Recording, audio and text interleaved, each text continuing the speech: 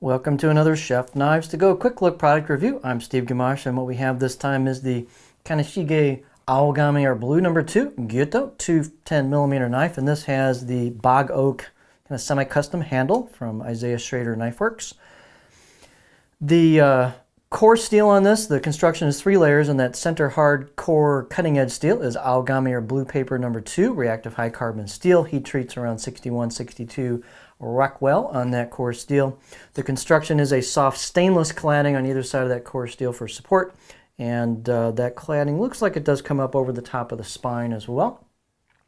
The weight and dimensions will vary a little bit from knife to knife on these, but this one is 167 grams or 5.9 ounces. The edge length is, these are not quite 210, so they're about 200 on the edge or 7.9 inches, just under 8 inches on the cutting edge. And the overall length was about 345 millimeters on this one.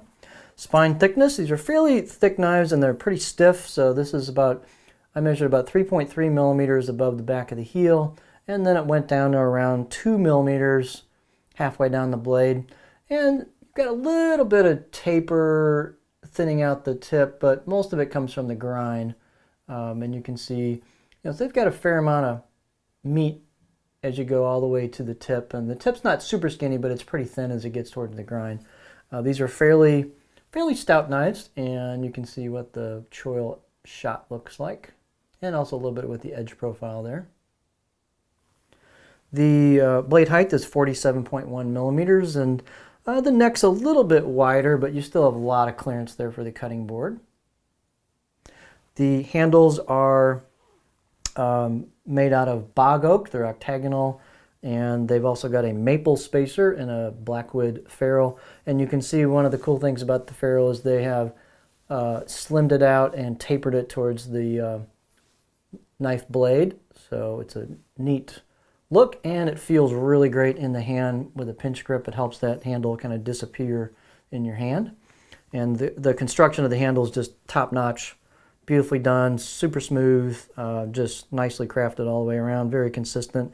I've seen quite a few of these handles now, and they're all extremely consistently made and very high quality. So you're really getting a, kind of a custom handle at really a pretty reasonable price for what you're getting here with the materials, the unique bog oak element to it. Handles are fairly heavy, so that's going to bring the balance point a little bit further back because the bog oak is pretty dense, so there's your balance point on this. So it's definitely going to have a little handle heavy balance bias to it.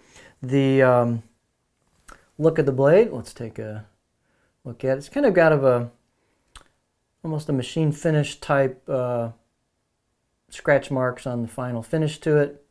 You've got, you can definitely see the grind where the light changes here. You'll see as it gets ground. It's not like a hard shoulder like in a lot of knives where you can definitely see the sides of the blade, and then you've got that hard delineation down towards the edge. This is more kind of tapered from, kind of a convex from the top down towards the edge.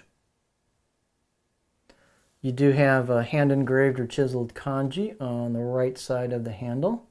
You can feel that with your fingers. Here's the core steel peeking out from the cladding.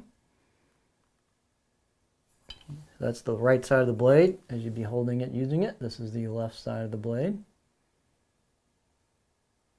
And then they've got a little bit of, should be actually a fair amount of work on the spine where they've rounded it off a bit. So it's got a little bit of kind of muted polish to it, but very nicely finished.